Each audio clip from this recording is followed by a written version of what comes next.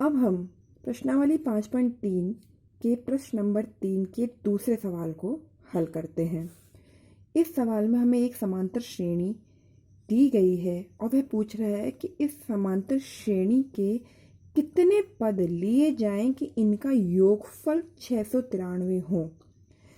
तो आपको इस प्रश्न को ध्यानपूर्वक देखना है और यह देखना है कि इस श्रेणी में, इस सवाल में हमें किस किस के मान दिए गए हैं। सबसे पहले मैं श्रेणी ले लेती हूँ। यह एक समांतर श्रेणी है। 63, 60, 57। अब इस श्रेणी में इसका nवां पद नहीं दिया गया, प्रथम पद दिया गया है, तो मैंने a लिख लिया 63। d हम ज्ञात कर सकते हैं। d ज्ञात करने का सूत्र होता है a2 माइनस a1। a2 का मान है 60 माइनस a1 का मान है 63। देखिए, आप 60 में से 63 घटा रहे हो, छोटी संख्या में से बड़ी संख्या घटा रहे हो, बड़ी संख्या माइनस की है, तो हमारे पास जो शेष बचेगा वो भी माइनस का बचेगा। a हमें ज्ञात है, d हमें ज्ञात है। अब आगे प्रश्न में देखिए, इसमें n का मान हमें नहीं पता, तो n के आगे लगा दिया हमने क्वेश्चन मार्क। नहीं पता ना कि इस श्रेणी में कितने पद हैं और कितने पदों का योगफल 693 है, तो हम यहाँ पे मान सकते हैं, माना n पदों का योगफल 693 है। वह क्या पूछ रहा है प्रश्न में कि तो इस समांतर श्रेणी के कितने पद लिए जाएं कि इनका योगफल 693 हो जाए। यानी कि कितने पदों को जोड़ें कि जब इनको जोड़ते हुए, जैसे 63 में 60 जोड़ा, जो आया उसमें 57 जोड़ा, जो आया उसमें अगला पद जोड़ा, ऐसे हम जोड़ते चले जाएं और आगे बढ़ते चले जाएं और कहाँ तक बढ़ें, कितने पदों को जोड़ें कि जो योगफल है इन सभी पदों का वो 693 आ जाए। तो हमने कहा कि माना n पदों का योगफल 693 है, तो मैंने लिख लिया n पदों का योगफल 693। ठीक है ना, n पदों का योगफल 693 हो गया। यानी कि हमें ज्ञात क्या करना है, n। ठीक है, तो यहाँ पे एक ही चीज अज्ञात है, केवल n अज्ञात है, तो सूत्र भी केवल एक लगेगा। जब हम पिछले सवाल में 2 पद अज्ञात होते थे तो 2 सूत्र लगते थे, लेकिन यहाँ पे केवल एक n ही अज्ञात है, तो केवल एक ही सूत्र लगेगा। और हम सूत्र कौन सा लगाएंगे, Sn वाला। Sn वाले में भी 2 सूत्र हैं, अंतिम पद वाला और d वाला। तो आप अंतिम पद तो आपको यहाँ पे ज्ञात नहीं है ना कि ये श्रेणी कहाँ जाकर खत्म हो रही है। पिछले सवालों में पता होता था कि इस श्रेणी का अंतिम पद कौन सा होता था, इसलिए हम अंतिम पद वाला सूत्र लगाते थे। लेकिन यहाँ हमें नहीं पता कि अंतिम पद कौन सा है, इसलिए हम अंतिम पद वाला सूत्र नहीं लगाएंगे, हम Sn का d वाला सूत्र लगाएंगे। चलिए सूत्र लिख लेते हैं। Sn बराबर n/2 कोष्ठक 2a प्लस कोष्ठक n-1 d। ठीक है, ये आपका सूत्र है। मान रखें, मान रखना शुरू हमेशा यहाँ से करेंगे। Sn का क्या मान है, 693, 693। तो Sn के नीचे लिख दिया मैंने 693, बराबर के नीचे बराबर, n का मान अज्ञात है, नहीं पता, तो n की जगह n, बट्टे की जगह बट्टा, 2 की जगह 2, कोष्ठक की जगह कोष्ठक, 2 की जगह 2, a का मान कितना है, 63, तो a की जगह मैंने लिखा 63 प्लस कोष्ठक n का मान अज्ञात है, n माइनस 1 कोष्ठक d की जगह हम रखेंगे -3। माइनस में है तो कोष्ठक में लिखो। आप अभी तक इतनी बार बोलने के बाद भी आप d का मान जब माइनस में आता है आप कोष्ठक में नहीं रखते हो, यह आप गलत करते हो। d का मान यदि माइनस में आए तो आप उसको कोष्ठक में रख के लिखो। ठीक है, आगे से ये गलती नहीं होनी चाहिए। ये हो गया, कोष्ठक लगा दिया हमने। यहीं से शुरू करें। सबसे पहले 693 के साथ हम कुछ भी नहीं कर सकते, इसलिए 693 को हमने ऐसा का ऐसा उतार दिया, बराबर एन को ऐसा कैसा लिखा, बटे 2, ये ऐसा कैसे उतार दिया।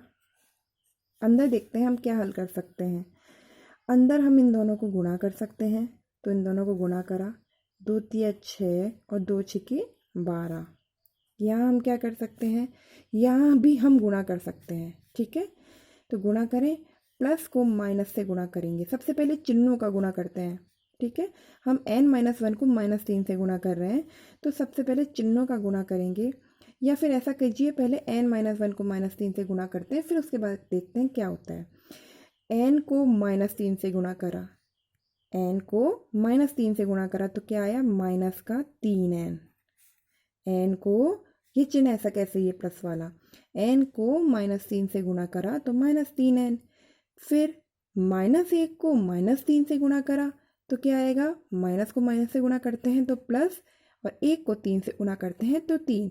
तो -1 को -3 से गुणा करा है तो आया प्लस का 3। ठीक है, अब चलिए अब क्या कर सकते हैं। 693 उतारा बराबर n/2 कोष्टक 126, प्लस माइनस आपस में टकराएंगे तो -3n प्लस का 3। अब देखिए और आगे देखते हैं क्या कर सकते हैं। 693 बराबर n/2 कोष्टक, यहाँ देखिए प्लस का 126 और प्लस का 3 तो कितना हुआ, 129 प्लस का, ये भी प्लस का ये भी प्लस का, तो दोनों जुड़ जाएंगे तो हो जाएगा प्लस का 129 माइनस का 3n, ऐसा का ऐसा ही उतर जाएगा, क्योंकि इसको तो हमने हल ही नहीं किया ना, हमने तो केवल इन दोनों को जोड़ा है। तो इन दोनों को जोड़ने पर 126 और प्लस के 3 को जोड़ने पर 129 आ गया, और -3n ऐसे के ऐसे उतर गया। अब आगे यहाँ कोष्टक में कुछ भी हल नहीं हो रहा ना, जब तक हल हो रहा था हमने हल किया, अब कुछ भी नहीं हल हो रहा, तो अब हम क्या कर सकते हैं।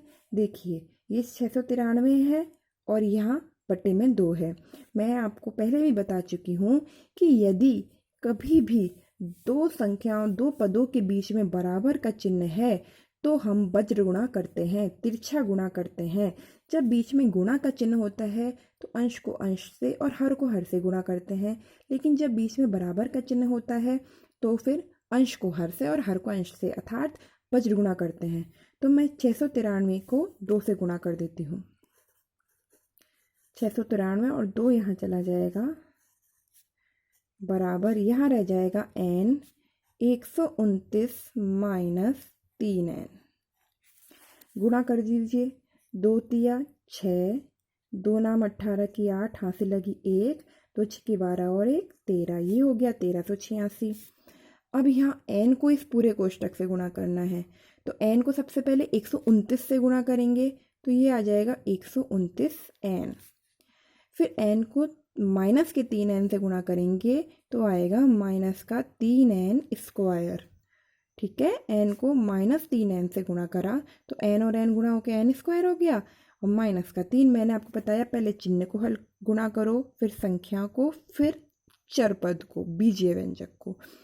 तो देखिए n प्लस का है, प्लस को माइनस से गुणा करा, माइनस 3 के साथ गुणा करने के लिए एक ही है तो 3 एकम 3, और n को n से गुणा करा n स्क्वायर। अब अपन ऐसा करते हैं, सभी पदों का पक्षांतरण कर देते हैं और सभी को बाएं पक्ष में ले लेते हैं।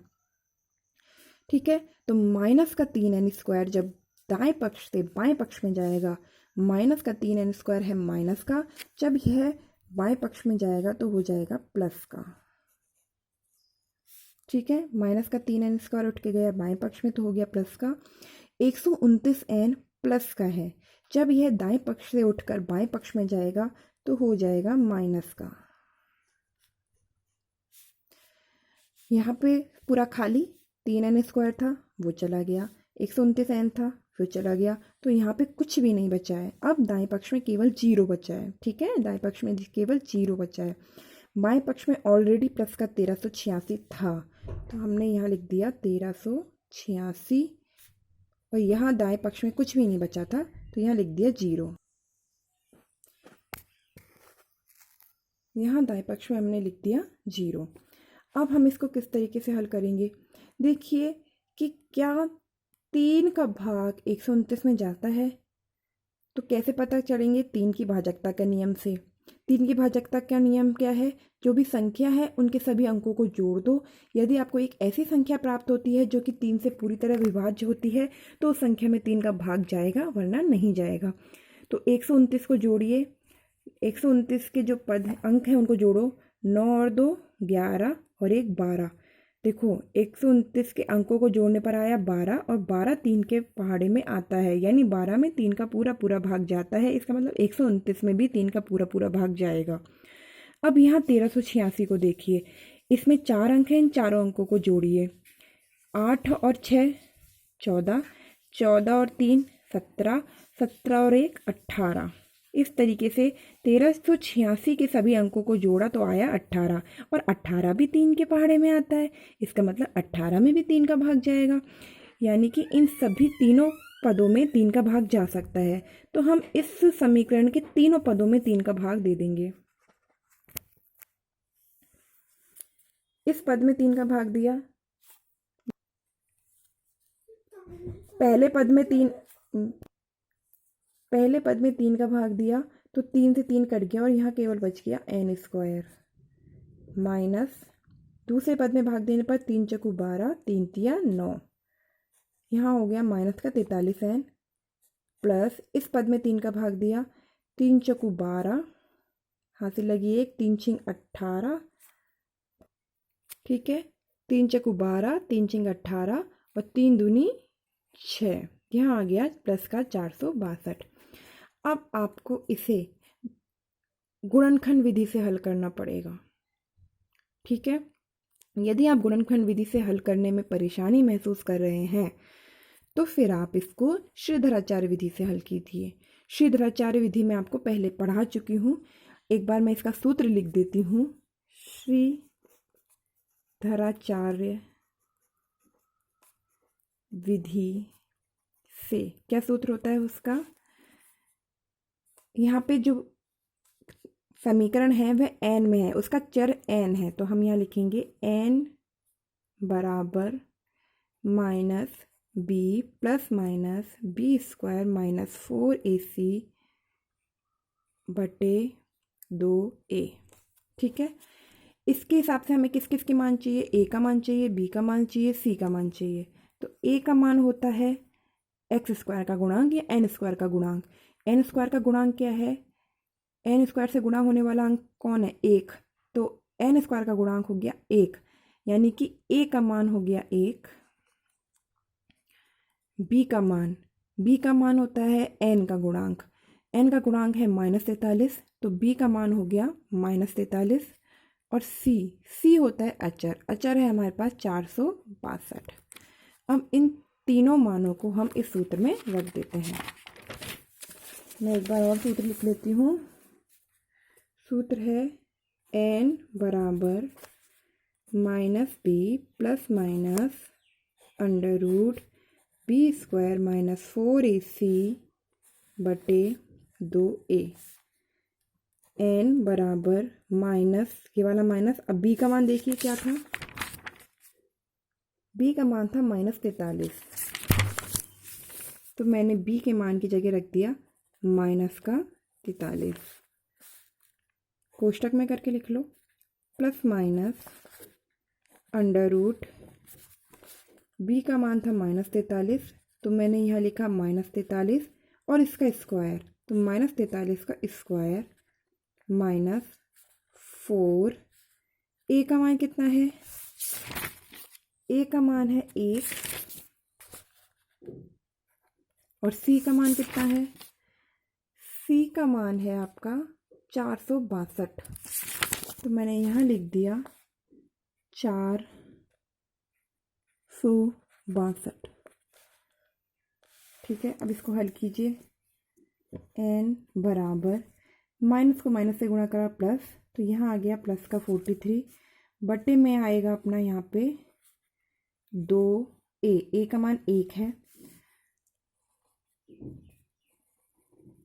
तो यहाँ लिखेंगे n बराबर, माइनस को माइनस से गुणा करा प्लस 43 प्लस माइनस ये लगा हुआ है √, -43 का स्क्वायर, तो -43 का स्क्वायर निकालने के लिए क्या करेंगे, -43 को -43 से गुणा करेंगे। करिए गुणा, देखिए माइनस को माइनस से गुणा करा प्लस, 3 को 3 से गुणा करा 9, 3 को 4 से गुणा करा 3 चक्कू 12, नीचे क्रॉस लगाया, 4 को 3 से गुणा करा 4 तिया 12 की 2 हासिल 1, 4 चक्कू 16 और 1 17, जोड़िए कितना आया 1849 प्लस का। तो मैंने यहाँ लिख दिया -43 का स्क्वायर आया 1849। फिर है चिन्ह माइनस का, मैंने माइनस लगा दिया। अब देखिए 4 किससे गुणा हो रहा है, 1 से और 462 से, तो 4 को 1 से गुणा करा तो आया 4, और 4 को 462 से गुणा करा तो आया, 4 को 2 से गुणा करा 4 दूनी 8, 4 को 6 से गुणा करा 4 छिंग 24 की 4 हासिल लगी 2, 4 चक्कू 16 17 18 बटे 2, ठीक है। n बराबर, यह 43 है ही, यह प्लस का माइनस, इधर देखिए यहाँ हमने 4 को 462 से गुणा किया था तो आपका आया 1848, और यहाँ आपके पास है 1849। 1849 में से 1848 गया तो बच्चा 1 बट्टे में 2, ऐसा कैसा चलता आ रहा है। अब यहाँ पे हमारे पास दो स्थिति बन रही है, एक बार प्लस लेने पर और एक बार माइनस लेने पर। प्लस लिया आपने तो आया 43 प्लस, और 1 का वर्गमूल 1 ही होता है बटे 2, 43 में 1 जोड़ा तो आया 44 बटे 2, n का मान आ गया 22। माइनस लेने पर क्या हुआ, n बराबर 43 माइनस 1 बटा 2, तो n बराबर 43 में से 1 गया बचे 42 बटा 2, n बराबर 21। इस प्रकार हमें n के दो मान प्राप्त होते हैं, 22 और 21। इस सवाल को मैं आपको एक बार और समझा के इसका पूरा वीडियो दोबारा भेजती हूँ।